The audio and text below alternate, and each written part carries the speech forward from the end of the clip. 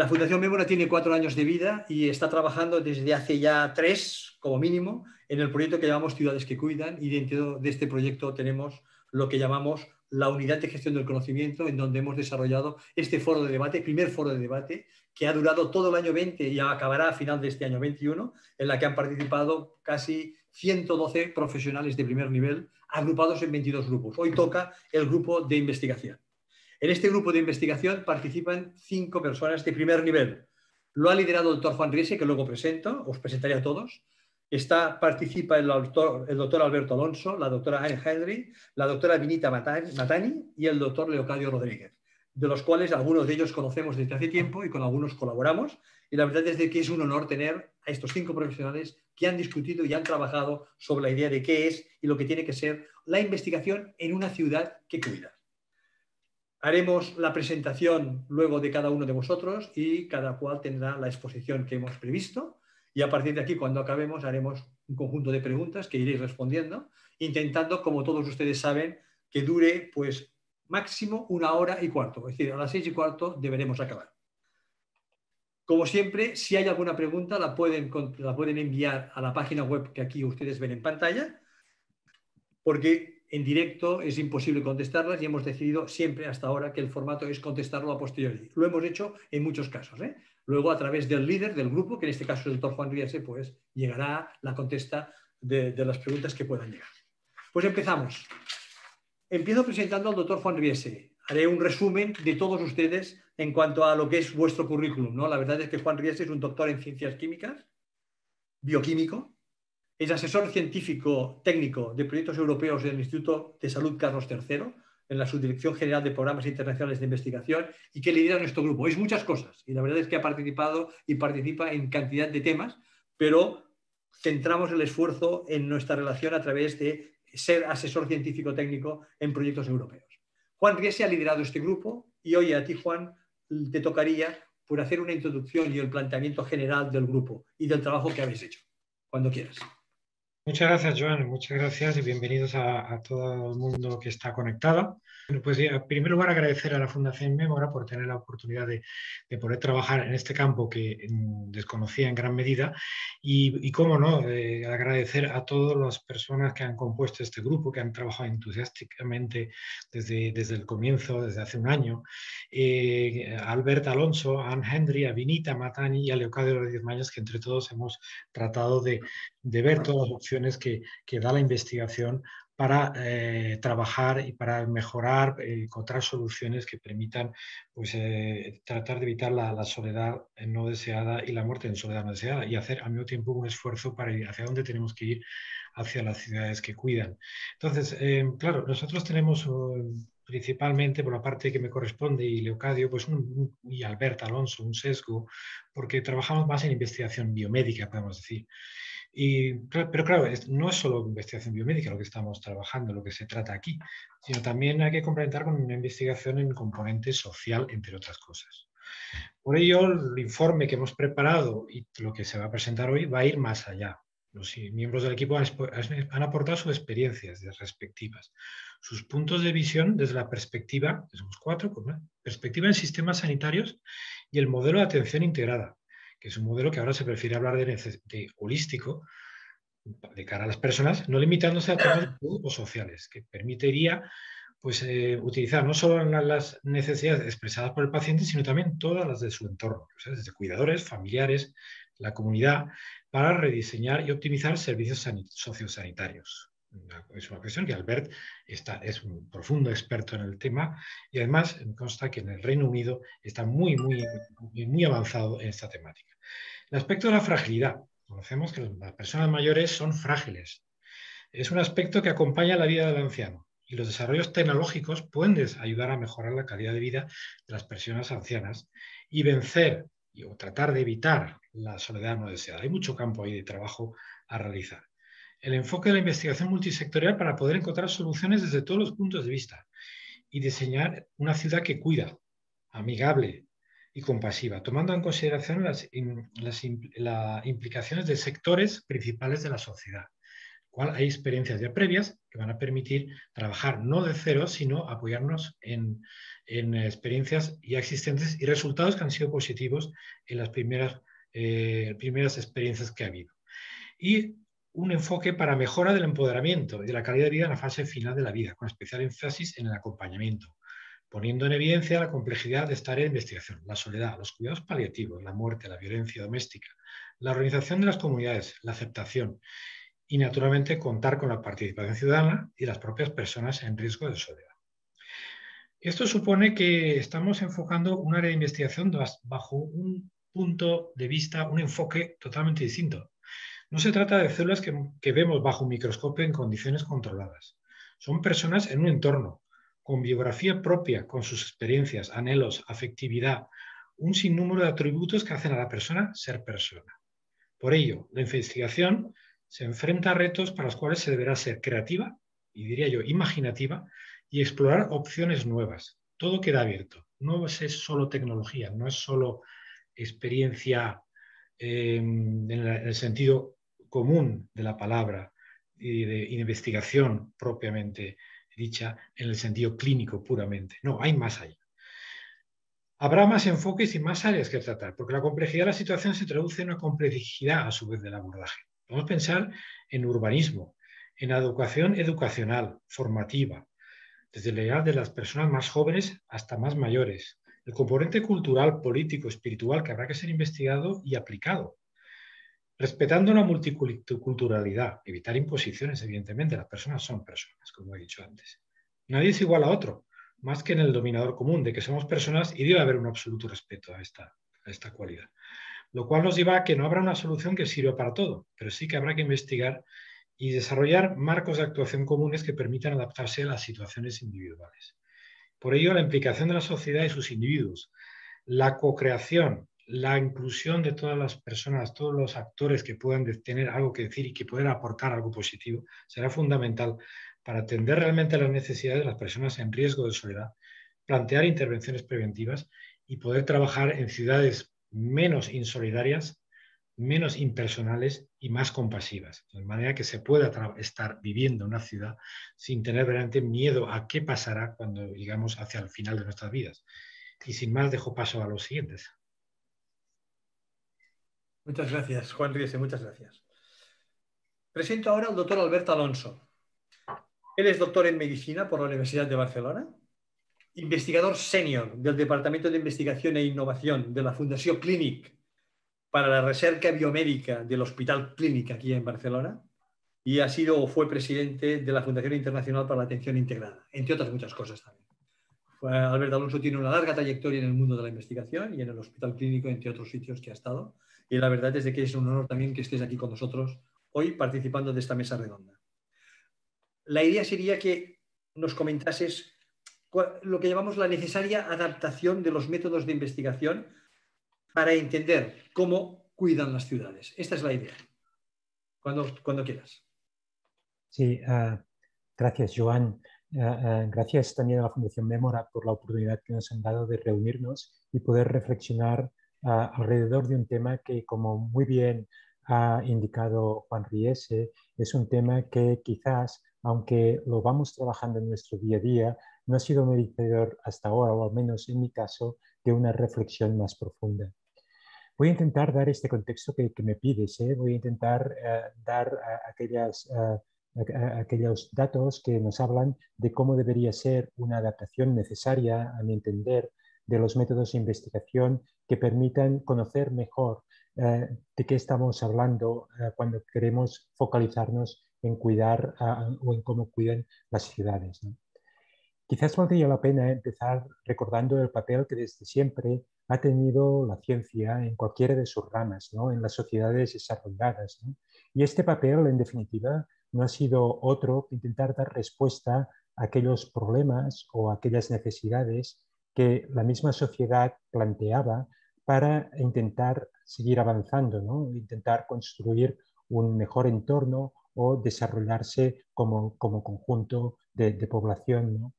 Y para dar respuesta a estas demandas, a menudo ha sido necesario trabajar o crear nuevo conocimiento, ¿no? y nuevos métodos o tecnologías que permitieran dar un nuevo enfoque al problema que en cada momento se planteaba.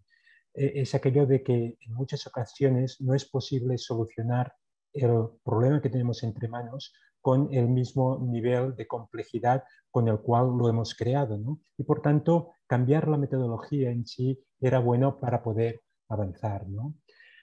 Este me parece que es un argumento muy importante para este tema que nos ocupa en este seminario, ¿no?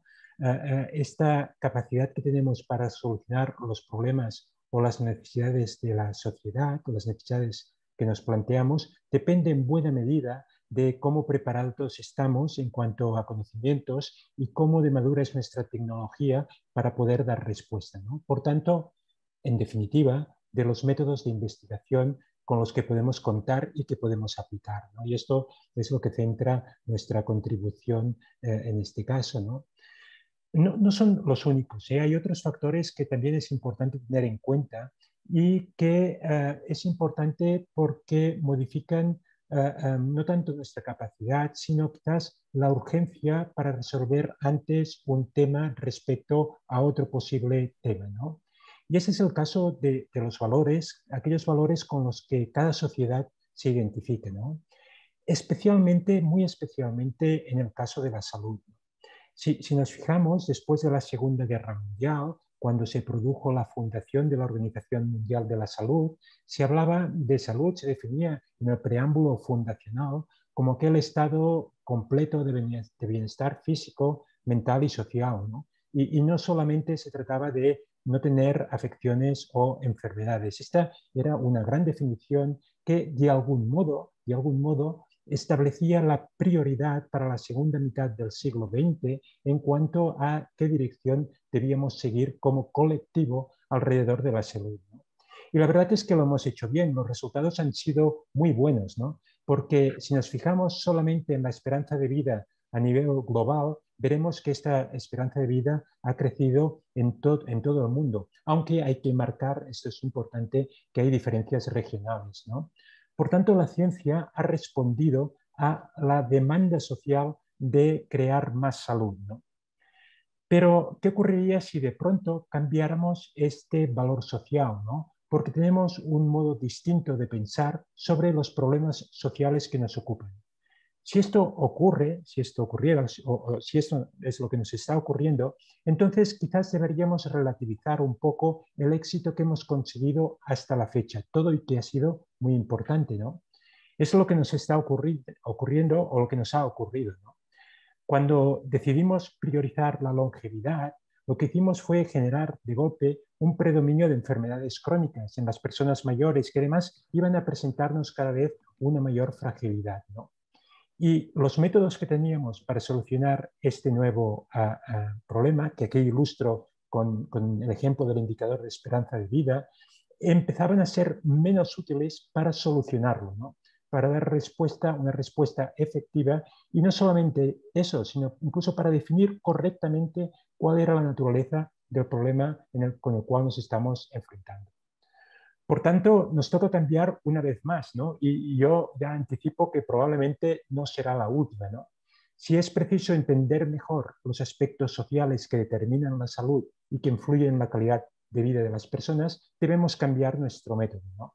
Si priorizamos la calidad de vida, entonces también cambiamos la forma como vamos a entender la salud, ¿no? Aquella definición de la OMS que aún se mantiene hoy en día, quizás empieza a ser más cuestionada cuando han emergido otros conceptos de salud que priorizan quizás un modo de vida más autónomo, solidario, gozoso o alegre, ¿no? En palabras de un médico catalán que era Jordi Gou, ¿no?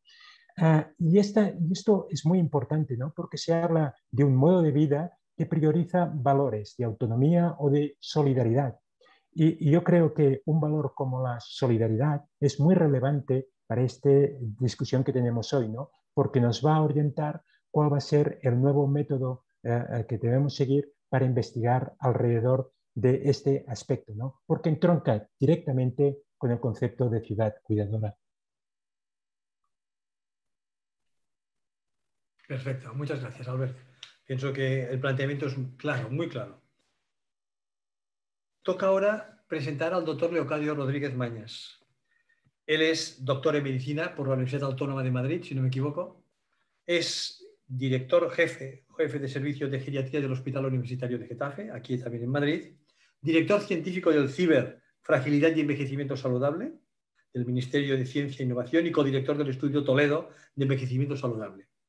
Y muchas cosas, la verdad se ha dicho. Es una persona que participa y ya está trabajando en muchos proyectos europeos y desde hace poco pues estamos intentando juntos desarrollar algún proyecto que pueda ir en esta línea, la verdad se ha dicho. Un honor también, Leocadio, que participes en este grupo y que hayas trabajado con Juan Riese y con todos tus compañeros en este trabajo que habéis hecho. A ti te tocaría, lógicamente, hablar de la fragilidad de la persona como un aspecto, yo diría, esencial a tener en consideración cuando estudiamos las personas mayores, la persona anciana, ¿no? Cuando quieras. Muchas gracias, Joan, y muchas gracias a la Fundación Mémora por haber tenido la consideración hacia mí de invitarme no solo a este web, sino a la generación o contribuir en la medida de mis posibilidades a la generación de un documento sobre investigación bajo la dirección de mi buen amigo Juan Riese. A mí me ha tocado en la distribución de tareas hablar de fragilidad, un tema que para mí la verdad es que es muy querido y lo es no solo por el interés técnico-científico que pueda tener, que lo tiene, sino también por las implicaciones en la vida de las personas, la vida de las personas mayores, que son las que al final se van a enfrentar al problema del final de vida. El envejecimiento es la etapa de la vida que inevitablemente acaba en la muerte. Y por tanto, todos los temas que tienen que ver con la fragilidad y la muerte son temas que tienen que ver con el envejecimiento. Hoy día, ya saben ustedes que es excepcional. Yo alguna vez he dicho que solo desde el esnovismo se puede morir antes de los 60. De hecho, se calcula que aproximadamente la edad media de los muertos españoles está por encima de los 80 años. Y entre un 80-90% de la población que muere tiene más de 70 años. Eso quiere decir que cuando hablamos de final de vida estamos hablando de personas mayores. Claro que hay niños que mueren, claro que, pero son la excepción. ¿Y por qué es tan importante el tema de la fragilidad en relación con el tema de la calidad de muerte o calidad de vida al final de la vida, cerca ya de la muerte? Bueno, pues porque el problema de la soledad planteado globalmente, en realidad, a quien pone en riesgo de que le pasen cosas, y en eso es uno de los temas que vamos a tratar en nuestro proyecto de investigación que estamos haciendo con la Fundación Mémora, a quien pone de verdad en riesgo es aquellos que tienen dificultad para hacer cosas por sí solos. Una persona de 80 años, 85, que es absolutamente independiente, el tema de la soledad es mucho menos grave que cuando esa misma persona necesita de otro o de otros para hacer cosas. Cosas que pueden ser de cosas muy sencillas, como lavarse, comer, o cosas más complicadas, como ir al cine o bajar a la calle a ver a los nietos. En cualquier caso, la discapacidad supone un plus, y un plus muy grande en acabar configurando un problema como el de la soledad. Si no hubiera, yo casi diría que si no hubiera dependencia funcional, el problema de la soledad casi no sería ni un problema. El problema se hace de verdad gordo cuando hay soledad. Claro, lo que ocurre es que si esperamos a que aparezca la discapacidad, las probabilidades de recuperar esa discapacidad, una situación de autonomía, es muy menor, es muy pequeño. En el concepto de la Organización Mundial de la Salud, la discapacidad depende básicamente de dos cosas, de lo que yo soy capaz de hacer y de lo que el entorno me exige que yo haga. Es decir, la capacidad o discapacidad es transitiva, no es una cosa que depende solo de mí, sino de mi entorno. Yo suelo poner un ejemplo, y perdón si es muy estúpido. Todos somos, o casi todos somos dependientes para subir al Himalaya. Muy pocos somos dependientes para cruzar la calle. Nosotros somos los mismos, lo que no es el mismo es el reto del entorno. Pues esto, a otra escala, es lo que ocurre cuando uno pierde capacidad funcional y en su entorno, que naturalmente no le genera ningún problema, se convierte en un problema y aparece la discapacidad. Claro, uno no pierde su capacidad funcional habitualmente, de manera brusca. Te puede atropellar un coche, te puede dar un derrame cerebral, pero lo normal es que conforme uno envejece, esa capacidad funcional vaya cayendo, vaya cayendo, vaya cayendo. Y llega un momento en el cual aparece ese problema de ser capaz de hacer cosas. Pero el problema además es que junto a esa caída en la capacidad funcional va cayendo la reserva funcional. De modo que con pequeñas agresiones, muy pequeñitas, yo puedo pasar de la autonomía a la dependencia. Y ese estado que precede a la discapacidad, pero que me identifica como un sujeto de alto riesgo, es una buena definición intuitiva. Para eso no hay que saber ni medicina, ni biología, ni nada, para intuir qué es eso de la fragilidad. Es esa situación en la cual el sujeto está en alto riesgo de desarrollar discapacidad y dependencia. Con una ventaja, además, con otra característica fundamental, es que todavía hay reserva funcional. Y por lo tanto, todavía yo puedo intervenir para que el sujeto pase de ser frágil, volver a ser otra vez autónomo y alejarlo de esa línea que marca la dependencia. Y por tanto, para alejarlo de esa línea que marca la mala calidad de vida. Por eso, el investigar sobre fragilidad se ha convertido en una prioridad, o debiera convertirse en una prioridad, igual que debiera convertirse en una prioridad de los sistemas asistenciales. Porque la evolución, además de la fragilidad a la discapacidad, no está solo modulada por factores biológicos. Hoy día sabemos que hay factores sociales, ambientales, de entorno social, que van a favorecer el que un sujeto frágil rápidamente evolucione a la discapacidad, insisto, situación poco reversible, o al revés, que ese mismo sujeto, con los mismos condicionantes biológicos, gracias a los condicionantes sociales, salga de esa situación de la fragilidad hacia la autonomía, que es el objetivo que tenemos que buscar. De modo que la fragilidad ofrece muchos campos de actuación en la investigación. Por supuesto, a la biología básica, hasta la célula, diciéndonos qué cosas, factores biológicos condicionan la fragilidad, pero también investigación sociológica, también investigación urbanística, también investigación sobre sistemas de salud y de provisión de servicios.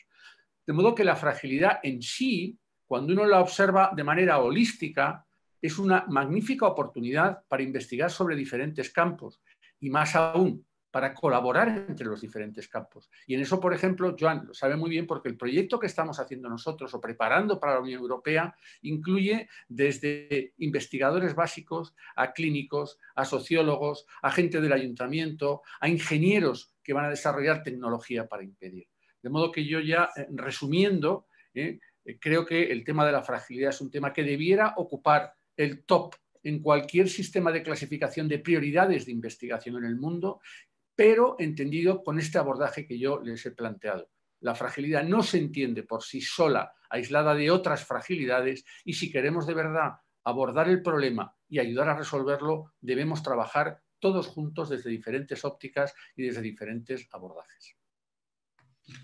Perfecto, muy claro, doctor Leocadio, muy claro.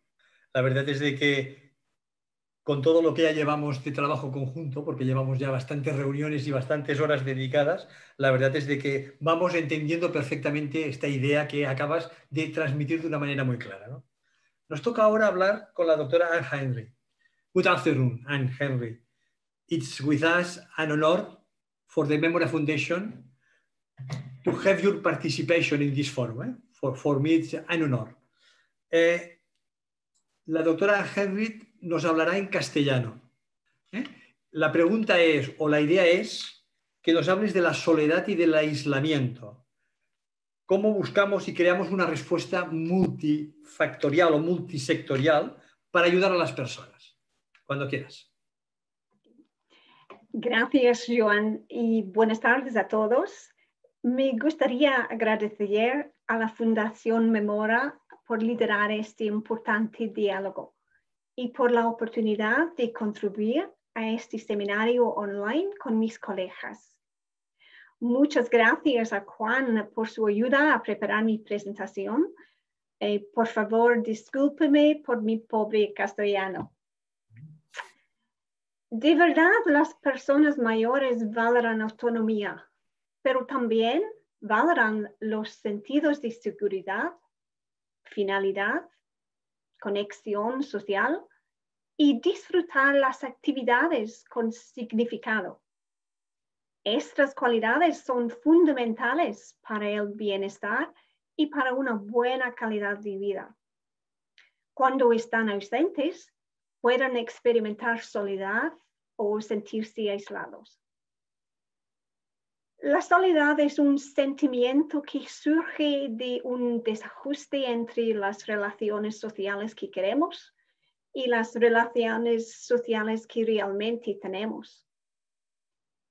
La soledad puede afectar a cualquier persona en cualquier etapa de la vida. Sin embargo, como explicó el profesor Leocadio, las personas mayores son más propensas a experimentar fragilidad o más propensas a ser cuidadores familiares.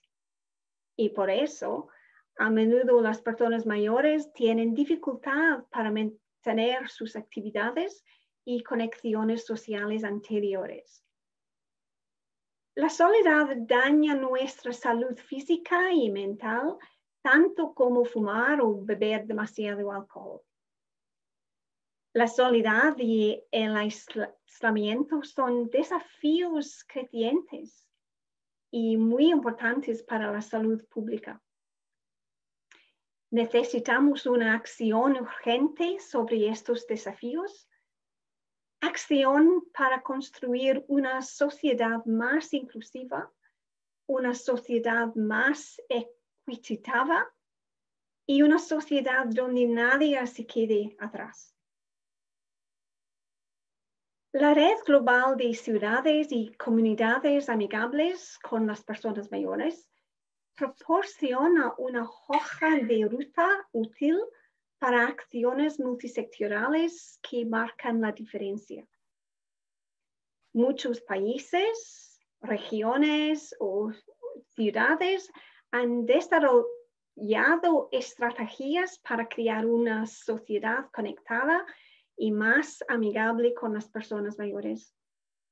Una sociedad donde todos tienen la oportunidad de desarrollar relaciones significativas sin importar la edad, el estatus, las circunstancias o la identidad. Estas estrategias reúnen a diferentes generaciones y movilizan las fortalezas, talentos y recursos colectivos de ciudadanos individuales, familias, vecindarios, grupos de la sociedad civil y organizaciones públicas y privadas. Tuve el placer de ver algunos ejemplos excelentes de comunidades amigables con las personas mayores cuando visité San Sebastián hace 2 años. Al mismo tiempo, hay evidencias e inspiración de los movimientos de comunidades compasivas y ciudades que cuidan. Soy miembro de un grupo internacional que conecta ejemplos de las comunidades compasivas y ciudades que cuidan de España, de América Latina, Reino Unido, Australia, Canadá y Estados Unidos. Todas estas comunidades conectan a personas de todos los sectores para crear una visión compartida por el cambio. Las personas se sientan inspiradas y animadas a participar o a ayudar en la comunidad para construir un futuro mejor. Juntos toman medidas prácticas como voluntarios, proveedores de amistad, acompañantes, colegas o empleadores solidarios para crear una comunidad o ciudad que cuida.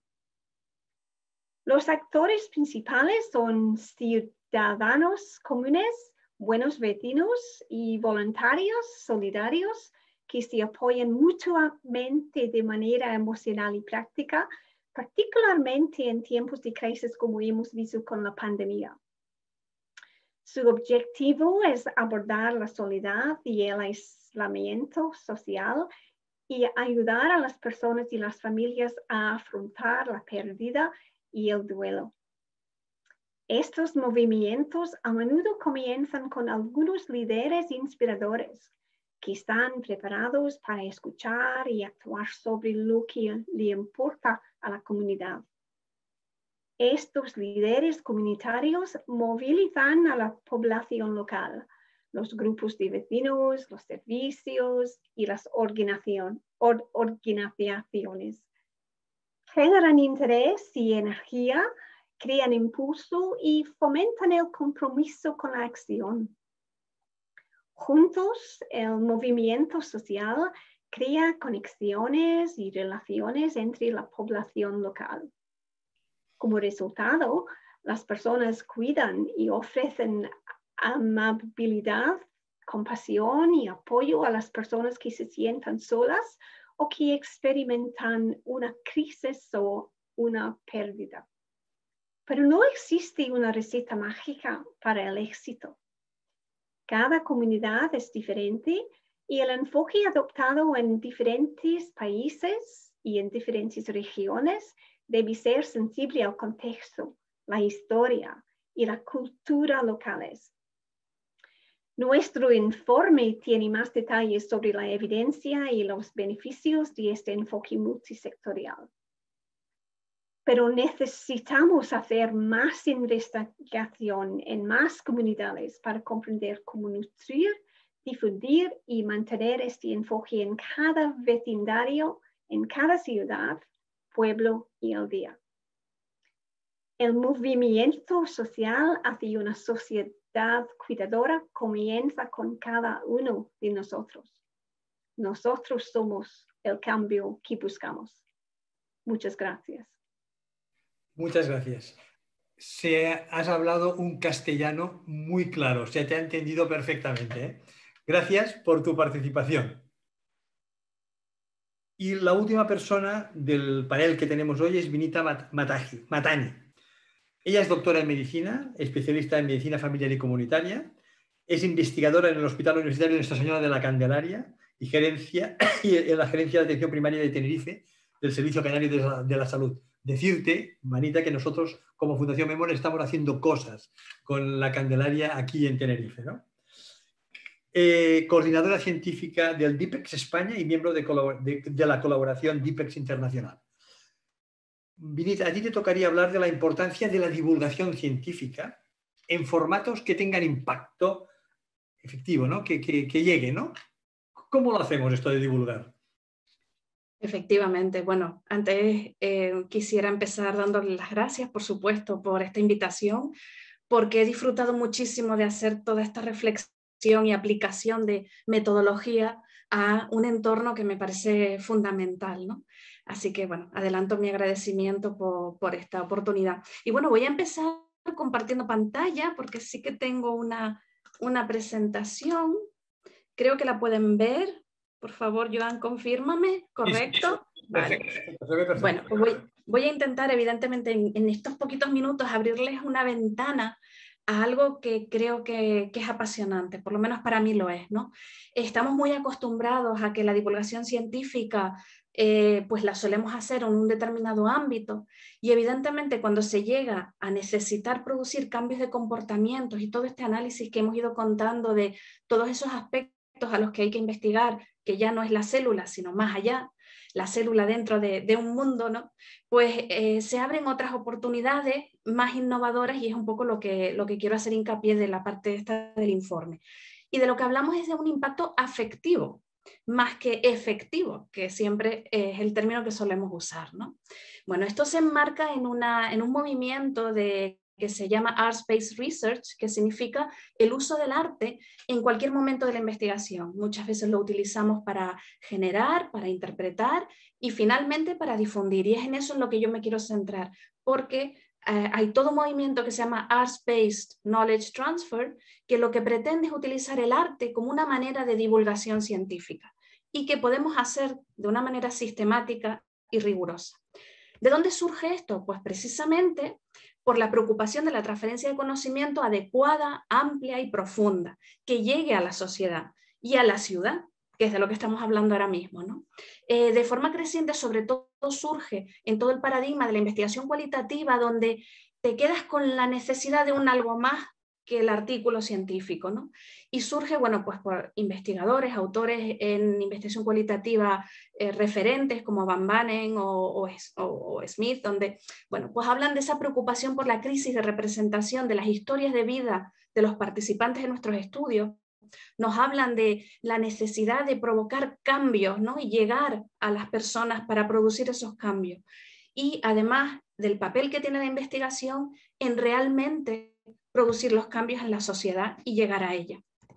¿Cuáles son las ventajas de utilizar estas técnicas? Bueno, pues porque nos podemos mover en otras audiencias. Yo no puedo, y bueno, si ponemos el ejemplo de la pandemia y la información y cómo se ha transmitido, nos da perfectamente una idea de cómo y lo difícil que es pasar de un resultado científico a la ciudadanía de una manera comprensible, ¿no? Y bueno, lo que hemos visto es que ya desde hace muchos años se ha ido trabajando en cómo estos formatos artísticos nos pueden ayudar a cambiar mitos, creencias, construcciones sociales, miedos, y pueden incluso ayudar a tomar decisiones informadas. ¿Cómo se hace? Pues hay una sistemática. Esto no es simplemente, bueno, pues hago una poesía y ya está. No, hay una sistemática, hay un rigor, hay muchas maneras de hacerlo. Todo eso va a depender de nuestro proyecto. No todos van a necesitar hacerlo, pero hay muchos que lo podemos hacer. Hay maneras de hacerlo de manera rigurosa. Tenemos procedimientos de validación, de evaluación, y quiero que se queden con esa idea de que esto no es simplemente hacerlo como me apetezca. No, hay método detrás. Y a mí me gusta mucho referenciar a Arthur Frank, que habla de illness narratives, ¿no? Y lo que él nos dice es que no pensemos en una historia, sino que pensemos en la historia.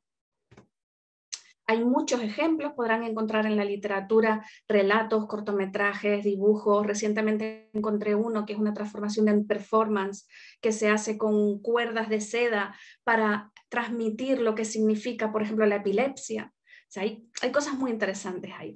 Y lo que quiero es invitarles a que vean, pues formo parte de esta colaboración de DIPES Internacional. Somos muchos países que seguimos una metodología de investigación para escuchar las narrativas de las personas. Yo creo que tenemos que movernos, ya no solo es la investigación centrada en el paciente, sino dar un paso más. Investigación centrada en la persona, como bien han dicho mis compañeros. Y bueno, aquí hay algunos ejemplos, por ejemplo, en la Universidad de Oxford, que es de donde surge el proyecto DIPEX. Bueno, pues ellos tienen un clip cuando hablan del tema de la depresión y cómo ayudar a un amigo que tiene depresión, y pueden encontrar un sketch donde se ha transformado esos resultados científicos. Otro ejemplo en el que yo he trabajado ha sido sobre el buen trato a las personas mayores en domicilio. Y producto de ese proyecto que hicimos, donde nos identificamos que, bueno, pues en la dureza, no solo está la dureza del cuidado, sino también la dureza de dejarse cuidar, y con todos esos resultados, cómo lo transformamos en un cortometraje con presupuesto muy reducido que conseguimos a través de una convocatoria de investigación, pero bueno, es un cortometraje que intenta mostrar el papel que tienen los cuidadores y cómo se siente la persona que se tiene que dejar cuidar, ¿no? Entonces les invito a que lo vean. La calidad, bueno, pues no es esa profesional porque no teníamos el presupuesto, pero yo esto lo he proyectado, por ejemplo, en una charla con cuidadoras, en encuentros de cuidadoras, y recuerdo a una señora que vino y me dijo, bueno, ¿y cómo le puedo enseñar yo este cortometraje a mi familia para que entiendan cómo me siento? Y para mí eso ya es credibilidad, eso ya es llegar, ya tener un impacto, ¿no? Otro ejemplo es el proyecto que hicimos sobre metamorfosis, que era el proceso de transformación de los profesionales en cuidados paliativos, que hablan de la fatiga de compasión, surge de ahí, y cómo este artículo pues lo hemos transformado en un cortometraje documental hecho con los trozos de las entrevistas, siguiendo una metodología, y que les invito a que lo vean para que intenten entender cómo trabaja el profesional en cuidados paliativos. Creo que nos da muchas lecciones. Y bueno, y finalmente en la página de DIPEX, la de España, que podrán encontrar pues módulos, sobre todo quizás les pueda interesar el de cuidados paliativos, tanto desde la perspectiva de los pacientes como de la familia, que creo que es algo que a veces se nos olvida en el mundo de la investigación, y donde hay un apartado que se llama proyectos, donde podrán encontrar estos cortos que les he comentado. Como conclusiones, quería decir que la diseminación científica muchas veces es una asignatura pendiente. El I+D+I tiene una D pequeñita, minúscula, que muchas veces se nos olvida.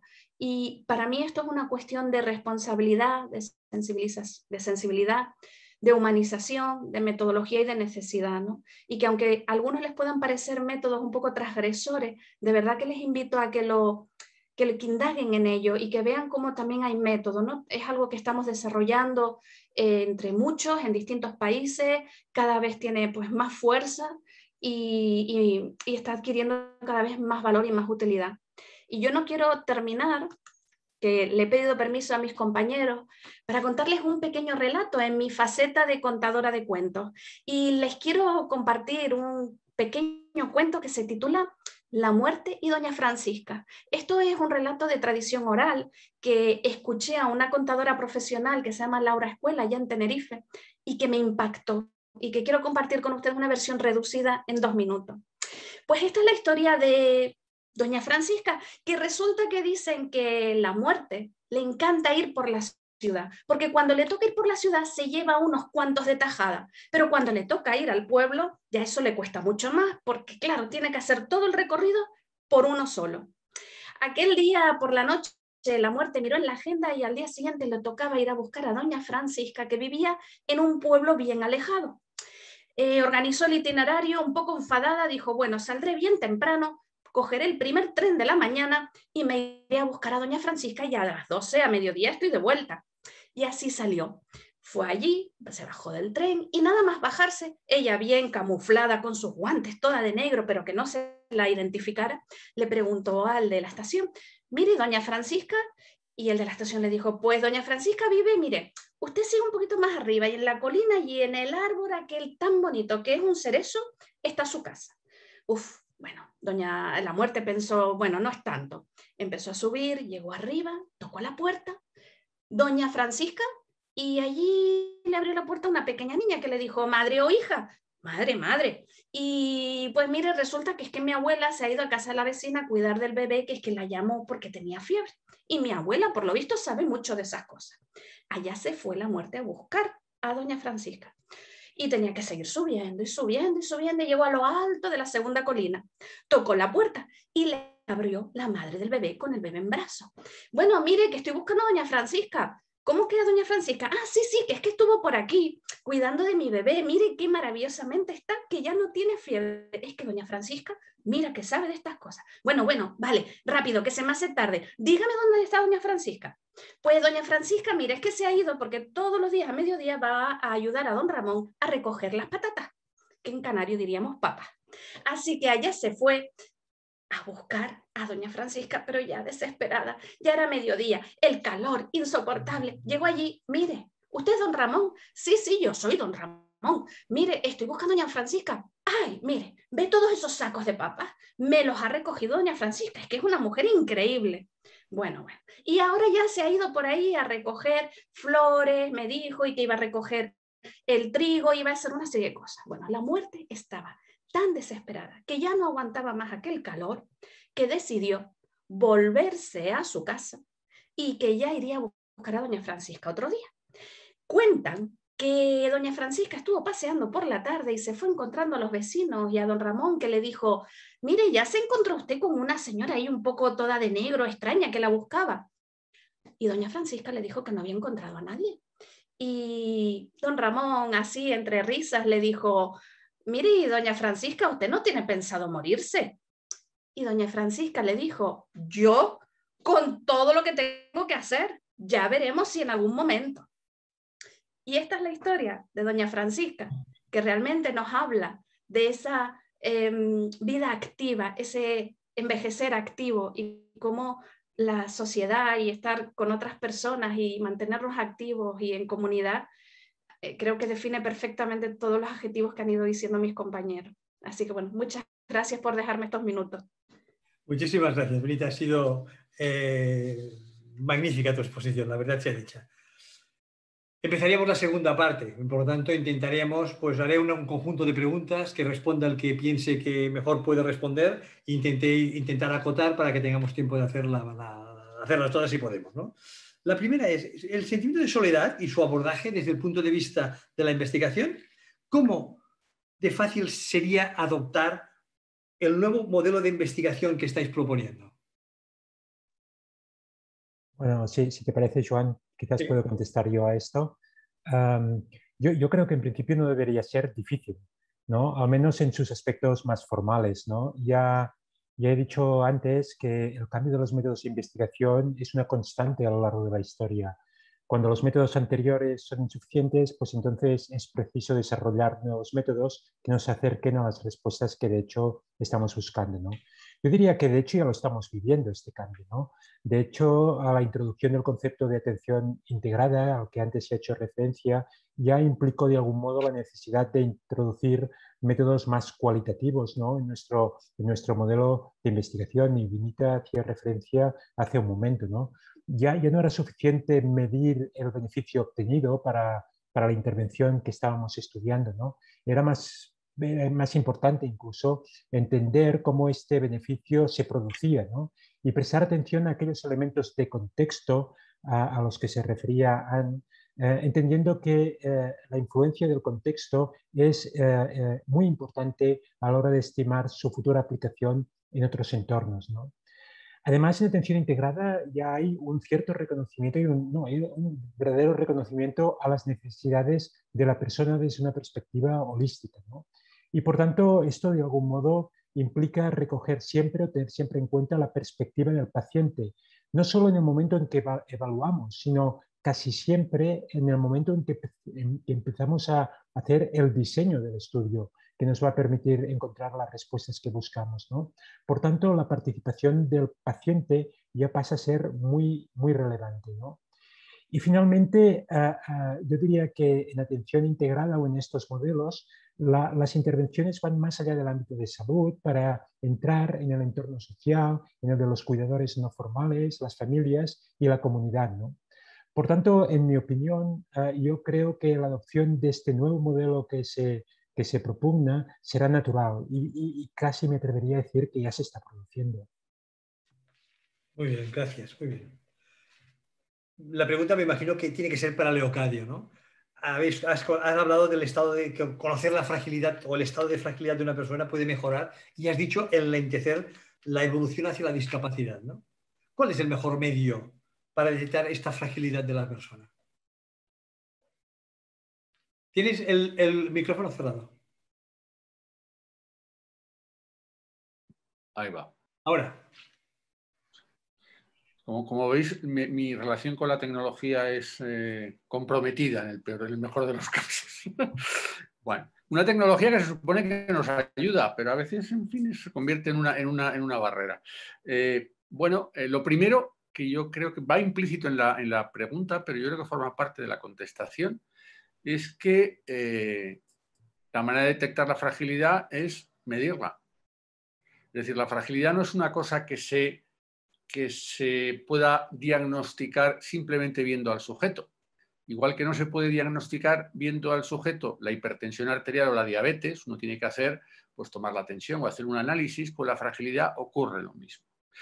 Porque la fragilidad es diferente de la comorbilidad de tener muchas enfermedades, aunque la gente que tiene mucha comorbilidad tiene más riesgo de ser frágil, y también es diferente de la discapacidad. Uno puede tener discapacidad y no ser frágil, y a la inversa, la inmensa mayoría de los frágiles no son discapaces. Se han desarrollado una serie de métodos para medirlo. Pero antes de entrar a decir con qué y cómo, yo sí quisiera hacer otra precisión. Y es, en cada situación, en cada medio asistencial, la herramienta preferida es distinta. Nosotros acabamos de publicar resultados de 2 estudios europeos en los que lo que hemos ido es a mirar cuáles son las herramientas a utilizar en diferentes medios asistenciales. El hospital, y dentro del hospital servicios no geriátricos y unidades agudos de geriatría, la casa del paciente, la residencia de ancianos, la consulta de atención primaria o la consulta en el hospital, pero en pacientes ambulantes. Resumiendo, 2 grandes hallazgos que yo creo que serían a tener en consideración. Primero, hay muy poca relación, muy poca concordancia, dicho en términos técnicos, entre las diferentes herramientas que miden fragilidad, lo que nos hace pensar que cada una de ellas está detectando diferentes dominios o variantes de la fragilidad. Primera cuestión a tener en cuenta.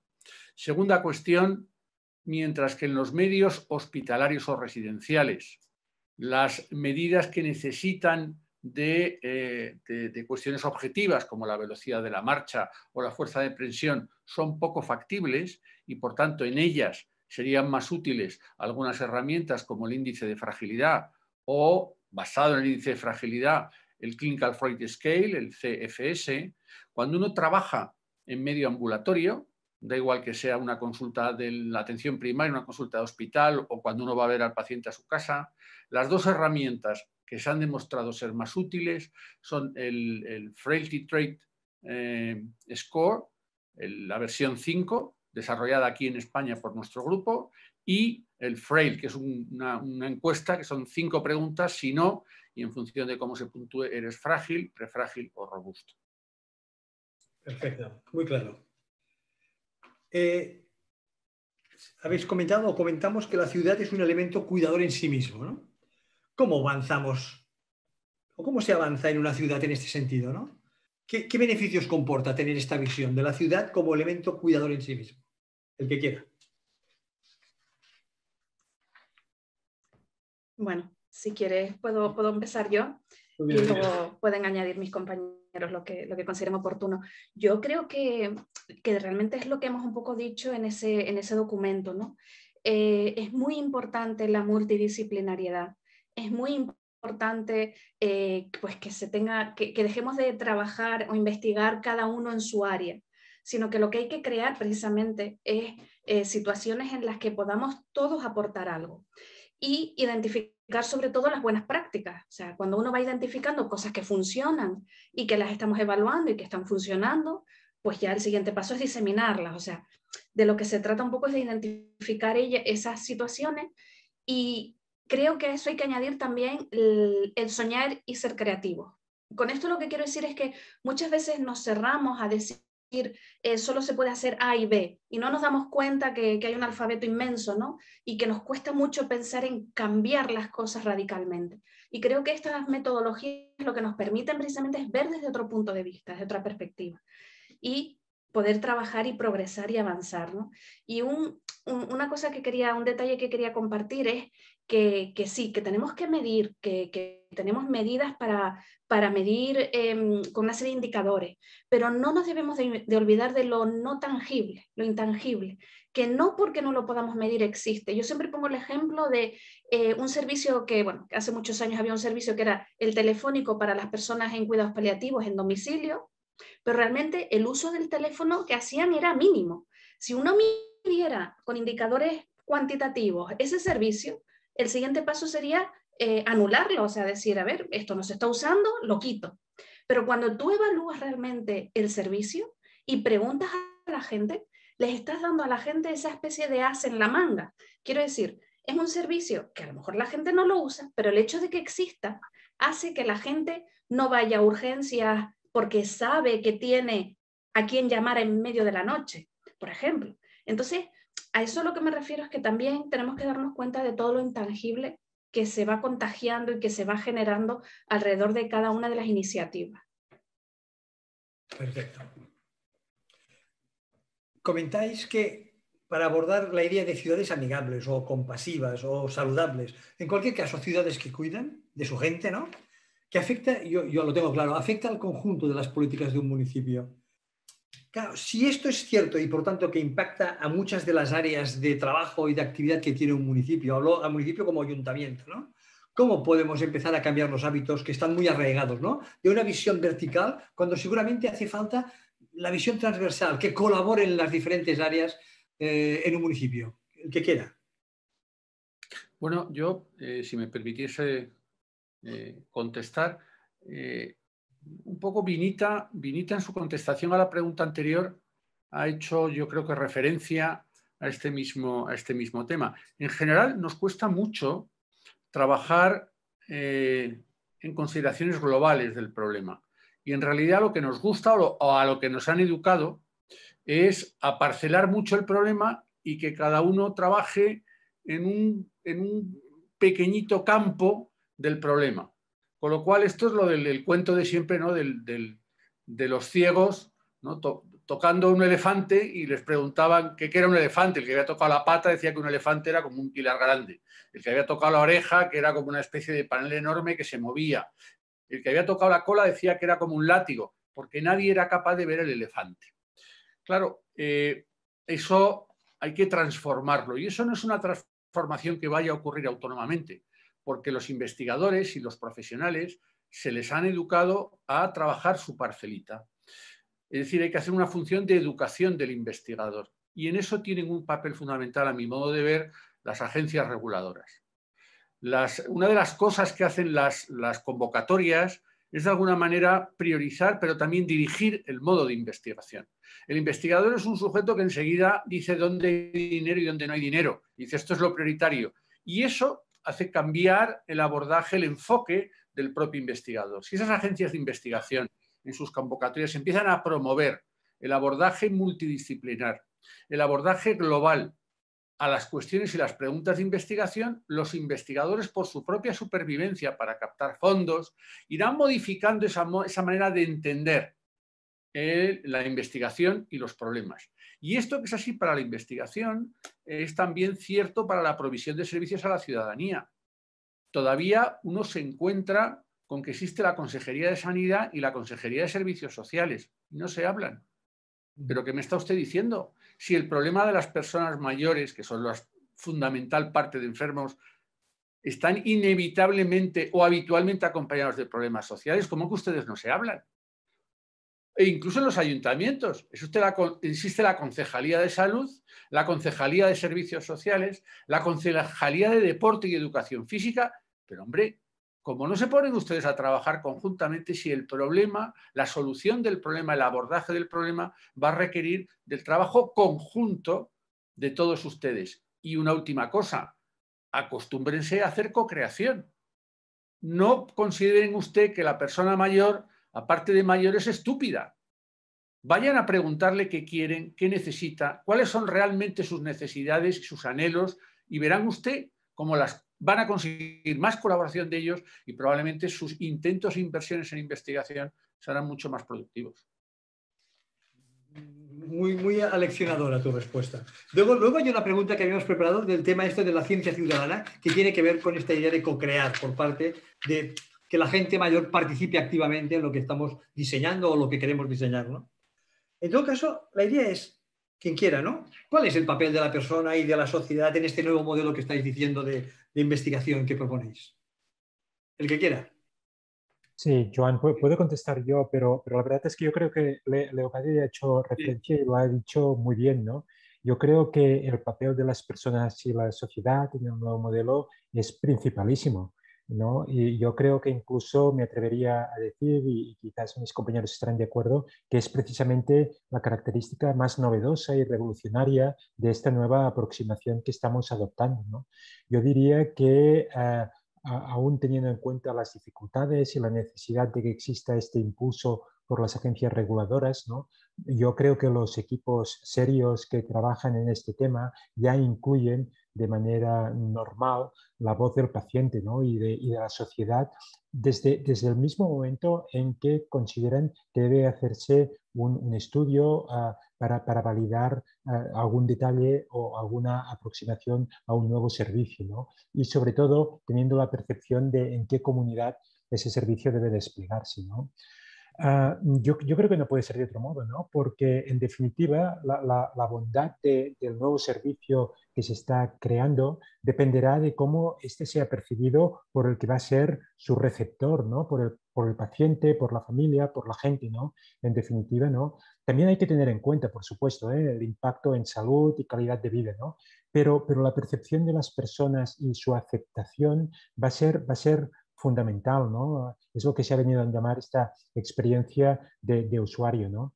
Esta aceptación anticipa de algún modo la posibilidad de escalar este servicio a nivel poblacional de un modo efectivo, ¿no? Y claro, quizás un detalle que también es bueno a la hora de integrar la sociedad y la visión del paciente es la de que cualquier nuevo servicio, cualquier nuevo diseño deberá ser socialmente sostenible, ¿no? Y esto implica la obligación de determinar el coste y el beneficio, pero también hasta qué punto en un determinado momento la comunidad en su conjunto, las consejerías de que hablaba Leocadio, van a priorizar el hacer una cosa o hacer otra, ¿no? Porque socialmente es algo que podemos hacer, que podemos pagar y que nos va bien para todos, ¿no? Sí, perdona, sí, quería, vamos, es que siempre, bueno, a mí me gusta mucho porque siempre estamos como muy en la misma línea y solo quería aportar a eso el hecho de que la participación ciudadana evidentemente puede ser de distintos niveles, desde la consulta, que sería lo mínimo que nos tenemos que exigir, preguntarles, incorporar su voz, al llegar al extremo de involucrarlos, ¿no? Que ya es lo que llamamos el PPI, o sea, el que las personas sean parte del equipo investigador. Yo he visto, bueno, nosotros en los proyectos de DIPEC siempre los incorporamos como comité asesor, pero yo he visto en otros países sobre todo, pues a lo mejor una persona que puede ser mayor, como dice Leocadio, o sea, son personas que nos aportan, que parece, ¿no? Que no nos van a decir nada y que menospreciamos, y es todo lo contrario. Y les puedo contar el ejemplo de DIPEX Japón, que incorporaron a una persona mayor en un proyecto y fue incluso el que se dedicó a divulgar los resultados. O sea, vamos a ver que se puede. Ahora, creo que todavía los investigadores también nos tenemos que trabajar mucho eso y saber el método, el cómo hacerlo, el dejarnos asesorar, ¿no? Creo que también es una cosa que estamos aprendiendo los investigadores a hacer, que creo que es muy bonita, es la democratización de la investigación, que yo no sé si es efectivo, afectivo o qué es, pero es justo y es necesario hacerlo de esa manera, ¿no? O sea, tiene que ser algo democrático independientemente de los indicadores, por lo menos desde mi punto de vista. Muy bien. Cuando nosotros montamos estos 22 grupos que he comentado, estuvimos discutiendo si tocaba hacer un grupo que se llamase investigación en una ciudad que cuida, ¿no? Pero yo cada vez lo tengo más claro, ¿no? Pero ahondando en lo que estás diciendo, ¿no? ¿Cuál es el papel del investigador, de la investigación, para poder transformar este municipio o esta comunidad hacia una idea de un rol más cuidador? Porque, claro, cuando yo hable con un alcalde le diré, oye, que mi gente, la gente que ha participado está aportando esta idea. ¿Cuál es este papel que la investigación puede jugar en una comunidad o en un municipio? El que quiera. Bueno, sigo un poco. Y bueno, simplemente yo creo que depende. Creo que no, el papel de los investigadores, como dice aquella canción, depende. ¿Y de qué depende? Pues depende de muchos factores. Depende, por un lado, de que nos quieran, o sea, que todas estas instituciones entiendan que tenemos algo que aportar, que va a estar avalado por una metodología detrás, que creo que, bueno, la ciencia debe de tener ese papel en nuestra construcción de la sociedad. Creo que depende también de los propios investigadores, de que nos demos cuenta, como decía Leocadio, del elefante, que no nos centremos solo, sino que nos demos cuenta que cada cosa que hacemos hay un para qué, hay una contribución, hay una construcción de ciencia sobre ciencia para conocer al elefante, como bien dice él. Y por supuesto va a depender también de la sociedad.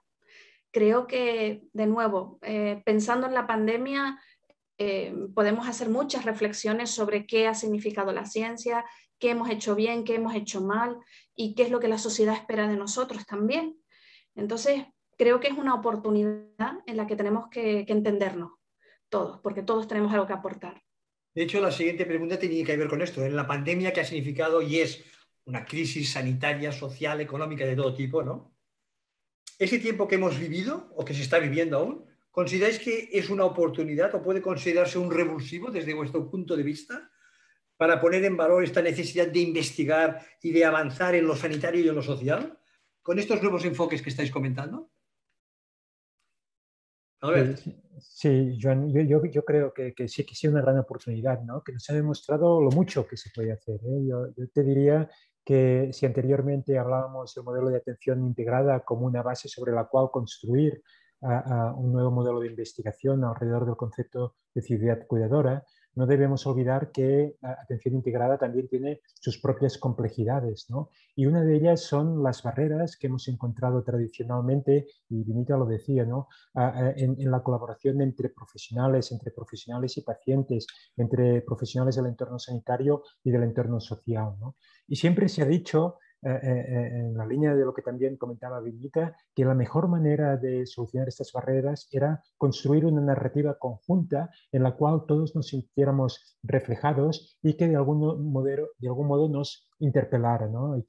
Que nos hiciera sentir como algo propio esta participación, ¿no? Yo creo que la pandemia nos ha dado la mejor narrativa posible, ¿no? Y de hecho hemos visto cosas impensables, ¿no? Hemos visto que de modo natural casi se producían colaboraciones entre el sector de la automoción, hospitales y especialistas en bioingeniería para desarrollar nuevos ventiladores mecánicos, ¿no? O que en pocos días o semanas a lo sumo convertíamos pabellones deportivos y hoteles en centros médicos con una cierta incluso complejidad, ¿no? De hecho, el mismo desarrollo de la vacuna lo ha demostrado, ¿no?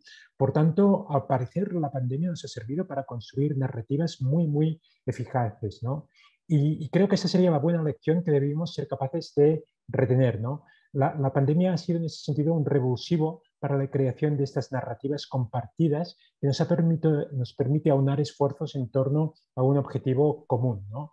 Y esto significa que hemos sido capaces de crear un gran capital social. Hemos aprendido cómo teníamos que aunar esfuerzos, trabajar conjuntamente profesionales y pacientes alrededor de esta nueva situación que se nos había creado, ¿no? Y yo creo que este formato, este tipo de narrativa, este capital social es sumamente necesario en la investigación de la ciudad cuidadora. Porque todos pensáis que ha habido colaboración entre los diferentes grupos de investigación, al menos aquí en España, o internacionalmente, ¿la gente ha colaborado? Leocadio, ¿qué piensas? O Juan. Juan. Vale, sí, estoy aquí. Sí, yo creo que sí. Yo creo que ha sido un ejemplo de colaboración que era impensable hasta este momento, como bien dice Albert. A mí me ha sorprendido, ¿no? De empresas pequeñas que han dejado todo y porque tienen cierta capacidad, se han adaptado a crear mascarillas simplemente, cuando en un momento dado no había mascarillas y eran imprescindibles. También nos han enseñado los países más al oriente, ¿no? Que son necesarias, que se llevan con total naturalidad. Si hemos viajado por ahí, lo sabemos, ¿no? Y esto me da la anécdota de que había estado poco antes de la aparición de la pandemia en Seúl y pensé llevarme alguna mascarilla, pero pensé que se hubieran reído de mí. Ahora nadie se hubiera reído. Pero esto cambia. Es decir, colaboración ha habido y yo espero que esto sirva para que siga habiendo esa colaboración y se siga ampliando esa base de colaboración. Y no solamente en medicina, en lo que nos estamos viendo, sino también, hemos visto también las vacunas, que ha sido un éxito impensable hace un tiempo, que con los ensayos clínicos en el mismo año se podía implementarla y adoptar la pauta de vacunación, pero que nos sirva para afrontar también los retos de una ciudad compasiva. Y esto es algo que hay que tener en cuenta y aprovechar esa colaboración, que no se pierda cuando salgamos y esto nos vayamos ya a los bares, ¿no? Ya parece ser que una vez sentados en una terraza se nos olvida todo lo que ha pasado. Y ha pasado muchas cosas. Hay gente que ya no está. Hay gente que tiene secuelas. Hay gente con discapacidad. Y hay gente que también la salud mental se ha visto muy, muy dañada, que eso también es otra secuela. Entonces necesitamos cooperación. La hay, pero tenemos que seguir desarrollándola. Muy bien. Una última pregunta y luego, Juan, cerrarás con lo que llamamos el decálogo, ¿no? Que es lo que una ciudad debería poner en valor, pues para que podamos decir que transita hacia la idea de ser una ciudad que cuida. Pero la última pregunta sería, ¿en qué medida las nuevas tecnologías de la información aplicadas al soporte de estas personas favorecen su confort y la seguridad de las mismas personas? ¿Qué papel juegan las nuevas tecnologías o tienen que jugar o van a jugar? Hombre, si me permitís contestar, teóricamente, la tecnología debería jugar un papel fundamental. Y digo teóricamente porque cuando uno pasa a la práctica y mide cuánta gente realmente utiliza la tecnología y qué puede aportar la tecnología a los problemas de estas personas vulnerables, pues resulta que hay poco y se utiliza poco. ¿Y por qué se utiliza poco? La gente no utiliza lo que no le sirve. Y muchas veces lo que ocurre es que los que crean la tecnología la crean prescindiendo de lo que el usuario final realmente necesita, pensando que luego serán capaces de generar la demanda. Igual que se hizo con el sabor de la Coca-Cola. Mi padre siempre contaba, dice, mucho más rica la zarzaparrilla, pero la Coca-Cola tenía detrás una fuerza de marketing brutal que al final hoy día no hay zarzaparrilla en ningún lado y Coca-Cola la vendes en todos sitios. Pues con la tecnología pasa un poco lo mismo, pero yo creo que se han estrellado un poquito y gracias a Dios yo creo que están recogiendo hilo y repensando cómo se hace la tecnología. Nosotros, por ejemplo, tenemos ahora 2 proyectos europeos en los cuales estamos desarrollando plataformas tecnológicas para las personas mayores en los cuales la enfermedad prácticamente juega muy poco papel. Si uno va a ir al mercado, uno se va a encontrar una apps para la diabetes, otra apps para la hipertensión, otra apps, dice ya, y para la autonomía funcional, no, para esto no hay. Entonces hemos desarrollado una plataforma tecnológica para detectar a aquellas personas que entran en riesgo de discapacitarse, para hacer una intervención sobre ellas y para monitorizar su evolución, por ponerlo muy sencillo y muy simple. Os pongo un ejemplo. De ese proyecto, por ejemplo, ha recibido financiación como CPI, que se llama, que es un producto innovador. Cuando ha salido a licitación, hay 32 empresas del primer nivel, incluyendo Microsoft, incluyendo Accenture, incluyendo Philips, incluyendo Telefónica, todas las grandes que están interesadas en promover ese producto. ¿Cómo hemos hecho ese producto? Desde el principio yendo de la mano de la persona mayor. Y hemos descubierto cosas muy interesantes. Por ejemplo, cuando uno maneja una tablet, todo lo que sea arrastrar, el scrolling, el viejo lo maneja fatal. No le gusta, no quiere, lo rechaza. Dice, uy, qué tontería. Dice, no, será una tontería, pero cuando uno maneja pacientes o personas, o sea, esto del scrolling, entonces habrá que hacer cosas que no requieran el scrolling. El saltar de un programa a otro tampoco les gusta nada. Es decir, volvemos a lo mismo. Habrá que hacer tecnología para que la gente que va a usar la tecnología la pueda usar fácilmente. Porque si hay que hacer un cursillo para aprender a manejar, ¿qué ocurre? Que no la usan. Pero cuando uno diseña pensando en ellos, lo usan, es muy aceptable y les sirve. También tenemos datos no solo de factibilidad, sino de rendimiento, eficacia y eficiencia. De modo que la tecnología efectivamente tiene una potencialidad tremenda, pero tenemos que saber adaptar la tecnología a quien va a utilizarla y no pretender que el que vaya a utilizarla se adapte a la tecnología que nosotros desarrollemos. Perfecto. Muy bien, la verdad es que podríamos estar 5 horas. Las aportaciones yo pienso que han sido muy ricas. Si cumplimos plazos de tiempo, nos quedaría el tiempo suficiente pues, para que Juan nos haga pues, esta reflexión que llamamos el decálogo de lo que serían las cosas que un municipio puede aprender o debería de hacer para que podamos decir que transita hacia una idea de ser una ciudad que cuida. Juan, cuando quieras. Sí, muchas gracias, Joan. Primero, pues felicitar a todos mis compañeros, que ha sido, la verdad, el peso lo habéis llevado vosotros, ha sido vuestra contribución. Yo lo único que he hecho ha sido un poquito juntar las cosas. Y ahora pues me toca la difícil tarea de resumir esto en 10 puntos, ¿no? En una especie de tablas de la ley del Monte Sinaí, para que puedan tomarse como cierta hoja de ruta para los municipios. Bien, en primer lugar, yo creo que ha quedado claro que hay que desarrollar un aprendizaje realizado en codiseño y co-creación de servicios. Hace falta la suma de todos, ¿no? Los clientes, usuarios finales, junto con todos los que van a participar.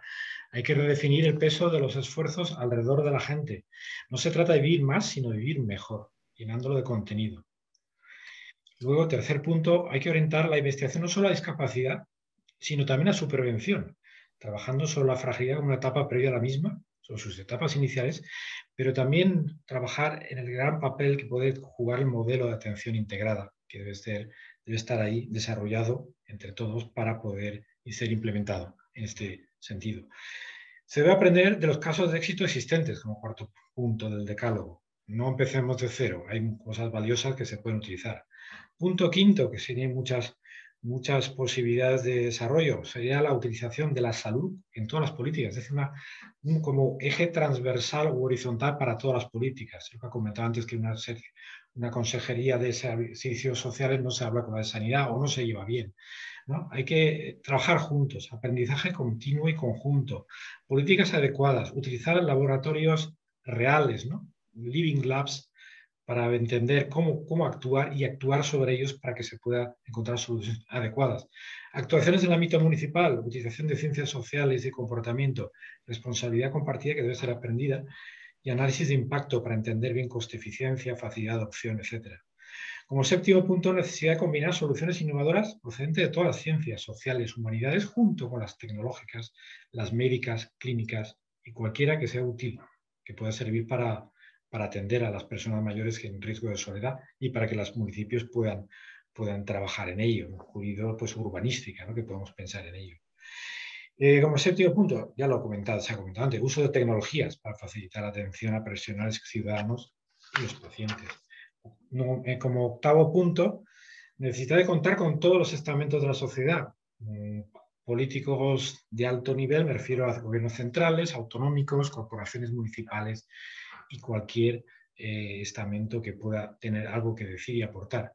Y, por supuesto, contar con recursos necesarios, compromisos políticos y sociales para impulsar la investigación, la innovación, lograr ciudades compasivas y humanas donde nadie se sienta solo. Y, por último, pues me apropio una frase, un comentario de Steve Jobs de be foolish, stay hungry, stay foolish.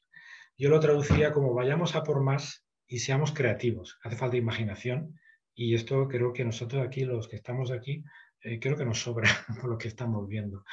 Y eso es lo que queremos que en el futuro poder utilizarla. Y nada, muchas gracias a vosotros, a la Fundación Mémora, por esta oportunidad de haber pensado un poco y evadirnos del día a día, que es importante. Pues muchísimas gracias. Para empezar, muchísimas gracias a los 5, ¿no?